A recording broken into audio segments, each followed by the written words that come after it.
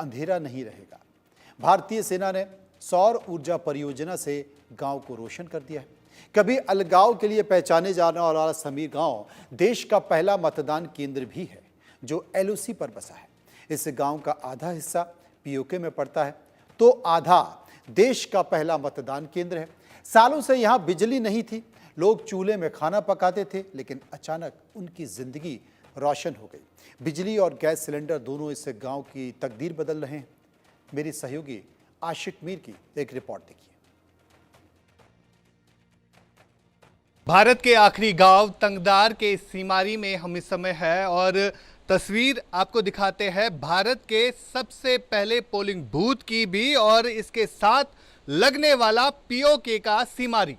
यहां पे आपको तस्वीरों में दिखेंगे, बिल्कुल नजदीक जीरो लाइन पर हम इस समय है और यहां पर इस स्कूल की इमारत पर किस तरह लिखा गया है मेरा भारत महान उर्दू की जुबान में। और देश का पहला पोलिंग बूथ है ये, जहां पर लोग जो है अपने मत का इस्तेमाल करते हैं इस आखिरी गांव में। यहां के लोगों के मुताबिक जब भी यहां पर चुनाव होते हैं तो उन चुनाव में लोग जो है बढ़ चढ़कर हिस्सा लेते हैं।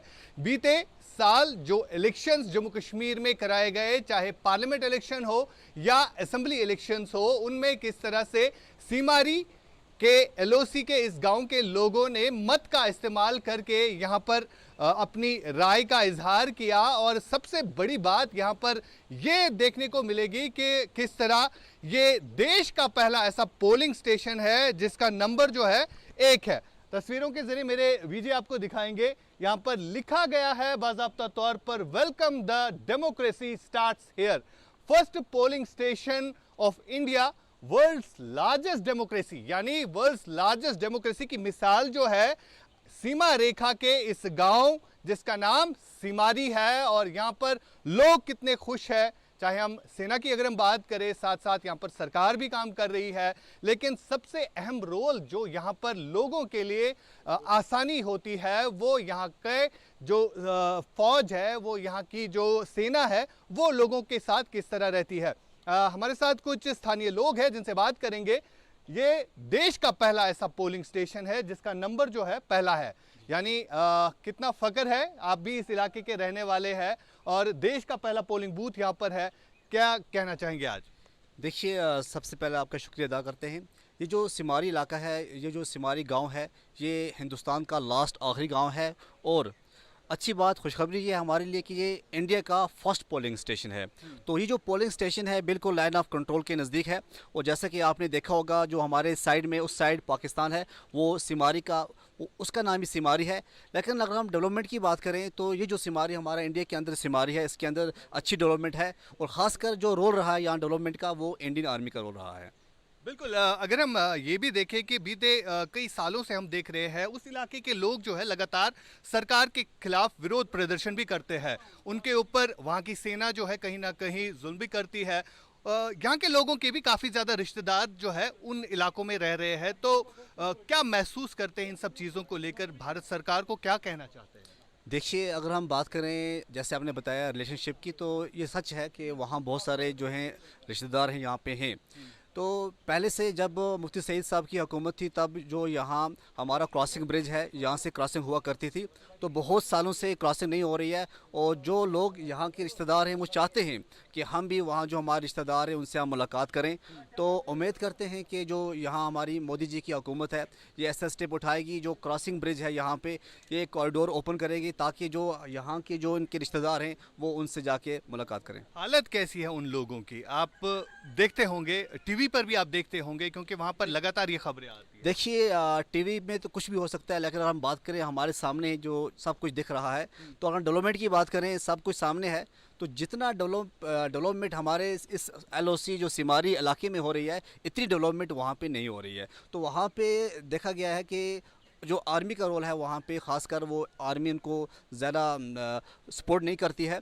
जो इंडियन आर्मी है बहुत सपोर्टिव है, तो दैट इज़ वाई जो ये हमारा इलाका है ये डेवलपमेंट की तरफ जा रहे हैं। क्योंकि ये एक पहला पोलिंग स्टेशन है देश का, जब यहाँ पर वोटिंग होती है तो किस तरह लोग जो है वोटिंग अमल में हिस्सा लेते हैं? देखिए, अगर हम वोटिंग की बात करें, यहाँ मैक्सिमम जितना हो सके हर एक जो भी पोलिंग के लिए एलिजिबल होता है वो आता है यहाँ पे वोट डालता है। तो इस साल भी देखा गया कि जब पार्लियामेंट्री इलेक्शन हुए तब भी लोग आए, उसके बाद जब असेंबली इलेक्शन हुए तब भी अच्छे खासे वोट यहाँ पड़े। तो अबाउट मुझे लगता है 80% वोट जो है यहाँ कास्ट हुए। बिल्कुल, फिलहाल आपको दिखा रहे हैं तस्वीरों के जरिए सीमारी का ये इलाका जो है, जो देश का पहला ऐसा पोलिंग स्टेशन है। यहाँ पर जब भी पोलिंग होती है तो 100% वोट जो है वो फाल होते हैं। सबसे बड़ी बात यहाँ पर ये है, यहाँ पर साथ ही में पीओके है, जो सीमारी वाला गांव जो है आपको तस्वीरों में भी दिखेगा उस साइड वाला, लेकिन वहाँ की डेवलपमेंट और यहाँ की डेवलपमेंट में काफ़ी अंतर है। यहाँ पर लोग जो है सेना से खुश है, सरकार से खुश है, जो इनिशिएटिव लिए जा रहे हैं। हालांकि अगर हम इस पोलिंग बूथ की बात करें, देश का ऐसा पहला पोलिंग बूथ है जहाँ पर 100% वोट जो है फाल होते हैं। भारत के आखिरी गांव सीमारी एलओसी के इस गांव में हम इस समय है, जहां पर दो मुल्कों को जो है ये किशनगंगा रिवर जो है डिवाइड करता है। इस साइड वाला सीमारी पीओके में पड़ता है और बिल्कुल इस साइड वाला ये भारत के हिस्से में है। और सबसे बड़ी बात यहाँ पर ये है कि स्थानीय लोग क्या कुछ कह रहे हैं, क्योंकि इस इलाके के लोगों का ये भी मानना है कि कुछ रिश्तेदार उनके उस साइड भी रहते हैं। आप मुझे बताइए क्या फ़र्क है इस वाले सीमारी में और उस वाले सीमारी में? सर, इस वाले सीमारी में हमें आर्मी की तरफ से फैसिलिटियाँ हैं। हमें रोड पानी कोई भी मसला होता है, मान लो कोई हमें हादसात आ जाते हैं तो हमारे साथ आर्मी भाई जैसे कंधे से कंधा मिला के चलते हैं। हम इंडियन आर्मी के बहुत सारे शुक्रगुजार हैं, क्योंकि ये हर वक्त हमारे साथ तावन में रहते हैं। चावल की जहाँ तक बात आती है, आपको यहाँ पर कितने में चावल मिलता है और उनके इलाके के लोगों को कितने में मिलता है? हमारे को चावल यहाँ 3 रुपये में मिलता है और 6 रुपये में मिलता है। अच्छा, वहाँ पे इस बात का कोई नहीं बोल सकते कितने का है, क्योंकि हमारे को इस बात का कोई कन्फर्म नहीं है। जो सामने में दिखाई देता है वो आंखों के सामने है ही है। अच्छा, आंखों के सामने क्या वहाँ पे क्या सुना है आपने? सुनने में क्या आया है? चावल न्यूज़ों में देखते हैं सर कि वहाँ चावल 80 रुपये kg है, जो यहाँ हमें 3 रुपये में मिल रहे हैं। और जो आटा 10 kg हमें यहाँ 450 या 500 रुपये में मिल रहा है, वो आटा उनको 2500 रुपये में मिल रहा है। तो महंगाई जो है काफ़ी ज़्यादा वहाँ पर है। जी सर, महंगाई काफ़ी ज़्यादा है वहाँ पे। उसी की वजह से जो लोग हैं वहाँ पर सड़कों पर होते हैं, सरकार के खिलाफ प्रोटेस्ट भी करते हैं। अगर हम गैस की बात करें, क्या इन लोगों को गैस है? सर, इनको मुझे तो नहीं लगता है कि इनको गैस फैसिलिटी हो। अगर इनको गैस फैसिलिटी होती तो सर हम आमने सामने हैं। हाँ। ज़्यादा से ज़्यादा हम आधा किलोमीटर दूरी पे वाक़ा हैं एक दूसरे से। नज़र आपकी सीधे सीधी हमारी वहीं पड़ती है। हाँ।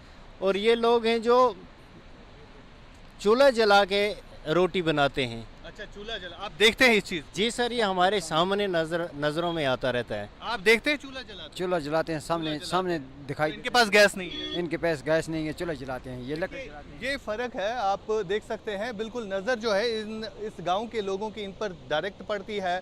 इस गांव के लोगों को भले ही सड़क है, लेकिन जो बेसिक फैसिलिटीज़ होती है सरकार की तरफ से, चाहे आटा चावल या चूल्हा जलाने के लिए गैस, वो फ़िलहाल इन लोगों को जो है नहीं मिल रही है, जिसकी वजह से स्थानीय लोग जो पीओके में रहते हैं वो बार बार प्रदर्शन करते नजर आते हैं। तंगधार एलओसी के सीमारी गांव में हम इस समय है, जहां पर भारतीय सेना की तरफ से गांव के लोगों के लिए बिजली प्रोवाइड की गई है सोलर सिस्टम लगा के। मेरे साथ इसी गांव में जो भारतीय सेना ने एक शख्स को रखा है, इलेक्ट्रिशियन है, और ये सारा कुछ देखते हैं यहाँ पर। आप मुझे बताइए इस गांव के बारे में, इस गांव में क्या कभी पहले बिजली नहीं होती? जी नहीं। अच्छा। ये सोलर प्लेट आई थी यहाँ, हमने मैं इलेक्ट्रिशियन हूँ। मैंने यहाँ काम किया। तो एक इन्वर्टर 14 घरों को लाइट सप्लाई करता है। अच्छा। आगे 3 इन्वर्टर और लगे हैं, एक ये हो गया 4 इन्वर्टर हैं। ये 53 घर हैं। अच्छा। इन्हों में लाइट दिया हमने ये सोलर की। तो ये लोग पहली बार लाइट देख रहे हैं, तो इन लोगों में कितनी खुशी है? जी सर, बहुत खुशी थी इनको। इन बहुत खुश हैं इस लाइट से। ये बोलते हैं हमें लाइट बिल्कुल भी नहीं थी, हम फ़ोन चार्ज नहीं कर सकते थे, ना कोई लाइट थी, हमें बिल्कुल गुप अंधेरे में रहते थे। अब हमें ये लाइट आई है, हम बहुत खुश हैं इससे। अब इनको 24 घंटे ये लाइट रहेगी? जी सर। अच्छा। जी 24 घंटे रहेगी। बहुत खुश हैं ये स्लाइड से। तो इसके अलावा यहाँ पर जो आर्मी की तरफ से एलपीजी सिलेंडर्स भी दिए गए हैं इन गांव के लोगों को, उससे कितनी आसानी होगी अब इनको जिंदगी बसर करने में? बिल्कुल सर, इनको ये वो भी दिए हैं, ये बहुत खुश हैं इससे। इनको गैस सिलेंडर भी मिले हैं और गैस चूल्हे भी मिले हैं। ये बहुत खुश हैं, ये लोग बोल रहे हैं हमें भारतीय सेना ने बहुत कुछ किया हमारे साथ। भारतीय सेना ने बहुत खुश किया, साथ ही साथ जो एनजीओ एक है असीम फाउंडेशन, उनकी मदद भी इस जो इनिशिएटिव लिया गया है उसमें ली गई है। यहाँ पर आपको दिखाना चाहूँगा, ये सोलर सिस्टम पैनल है जो कि एक सोलर सिस्टम पैनल जो है 14 घरों को बिजली देता है। इस गांव के लोग जो है कहीं ना कहीं परेशान होते थे बच्चों की पढ़ाई को लेकर, साथ साथ यहाँ पर जो मोबाइल कनेक्टिविटी है, मोबाइल फ़ोन चार्ज करने में भी दिक्कत होती थी, क्योंकि बिजली जो कि बेसिक फैसिलिटी होती है हर एक इलाके में, बिजली, पानी और सड़क, ये चीज़ें जो है इन इलाकों तक अभी तक नहीं पहुंची थी। लेकिन आज भारतीय सेना, असीम फाउंडेशन और केंद्र की सरकार ने मिलकर इस गांव के इलाके के लोगों को कहीं ना कहीं खुश कर दिया और इस गांव के इलाके के लोगों का कहना है कि वो भारतीय सेना के बहुत शुक्रगुजार है जो उन्होंने कदम उठाए हैं। कश्मीर घाटी के सीमारी गांव के आखिरी इलाके में हम इस समय मौजूद है और इस जगह की जहां तक बात आती है, यहां पर भारतीय सेना की तरफ से एक इनिशिएटिव लिया गया, एलपीजी सिलेंडर और साथ साथ बिजली यहाँ के लोगों को दी गई। पहले यहाँ पर ये जो है इस लकड़ी के दान से जो है खाना पकाया जाता था, लेकिन अब जो है ये बिल्कुल बंद हो गया है। अब यहाँ के लोग जो है एलपीजी गैस का इस्तेमाल करते हैं। हमारे साथ एक महिला भी है जिनसे बात करेंगे। आप मुझे बताइए, पहले आप काफ़ी मेहनत करते थे बच्चों को खाना खिलाने में, अपने परिवार को पालने में, लेकिन अब जो है एक बड़ा इनिशिएटिव भारतीय सेना ने लिया है, आर्मी ने लिया है, आपको अब गैस सिलेंडर प्रोवाइड किया गया है, कितनी खुशी है? जी सर, हमें बहुत बहुत खुशी है। पहले से हमको बहुत ही आसानी हो गई है खाना बनाने में और हम इंडियन आर्मी का बहुत शुक्रिया अदा करते हैं। पहले हम जंगल से लकड़ी लाते थे, फिर उसके बाद चूल्हा जला के खाना बनाना होता था, फिर हमारे बच्चे तब तक भूखे रहते थे और टाइम पे खाना भी नहीं बन पाता था, उसमें देर लगती थी, चूल्हे पे धुआं भी होता था, हमारे हाथ भी खराब होते थे। आज हम आसानी से अब सिलेंडर गैस पे खाना बनाते हैं और बच्चों को खिलाते हैं। सिलेंडर पे आप गैस जलाकर जो है खाना बनाते हैं और सबसे बड़ी बात यहाँ पर बिजली जो प्रोवाइड की गई है वो भी यहाँ के बच्चों को शिक्षा देने में कहीं ना कहीं अब आसानी मिल रही है। इंडिया न्यूज़ के लिए सिमारी एलओसी से आशिक मीर। तो ये तो बात हुई कश्मीर के सीमावर्ती इलाकों में मूलभूत सुविधाओं की, लेकिन कश्मीर के फिल्म उद्योग के लिए एक ऐतिहासिक पल सामने आया है। दरअसल कश्मीर में लगभग 4